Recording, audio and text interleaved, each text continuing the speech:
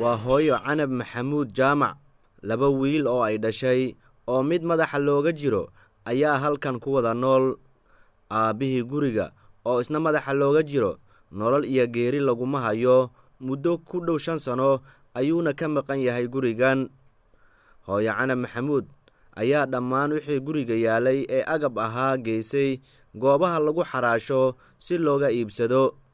Nation Media ayay u sheegtay in caafimaadka wiilkeeda ay alaabtii guriga u xaraashtay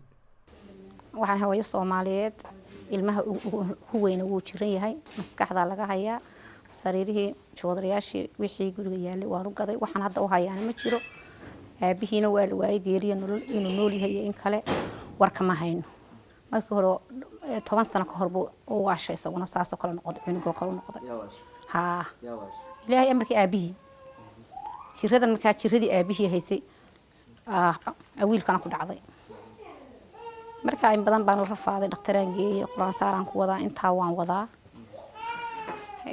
wax maanta aan u hayaa oo kale ma jirto dawada maskaxdu cuna hadda ee neerbax bil walba dawadiis waa $15 jiira iga gasha meel ilaahay og yahay mooyeen meel laga keenay ma jiro kun meel u saaran ma jiro jiingad gacalka dadka ay ururiyay dadka islaamka dhulkana dad iskale marka dad ba iskale jiingada dad ay ururiyay yara kabka ah may kira maaha booska dad ba iskale meeshana waa iskaga dhex jirnaa marka jiingada meesha iska deganoo bay yiraahdaan oo iska deganaada waxa kamid ah daahmankii joodariyaashii sariirihii weelkii lagu cuniyay dharkaygii go'yaashii sariiraha guriga hoostiisa wax laga tagay ma jiro caawiyaashii oo la goglanayay aan gada waxaan u gaday asaga wadi waxaan yar hadda aan ku jiifsano muslim ilaahay kale ay soo ururiyay waxa keenay asaga marka waxba weydo wixii qofkii uu ka jiran yahay waxa dhakhtarku goysi weydo maxay tahay aad quraan waxaad ku saartay weydo guriga hoostiisa dawaad ku soo noqonaysaa saasa kaliftay ها 6 ساعة هبيني بقى مسيحنا مش 5 ساعة مسيحنا دوّد أقول لقى جوري ما حدا يقول قطع درس وصيحة مسيحنا يقول هيا هرد ما قانا مسيح ضارب إلى إيو وصوصيح ذا ها وعفصنا نفتي ومعانته حتى دوان دقة هو بيلي حسكو كتجي هو يم يقون هو يدم دايم كلام بلاد كهرو برتي هو يوبرت إنه يدي لما حنفتي ومعانته وقف مسك حلقه ودبر وكان كتيرين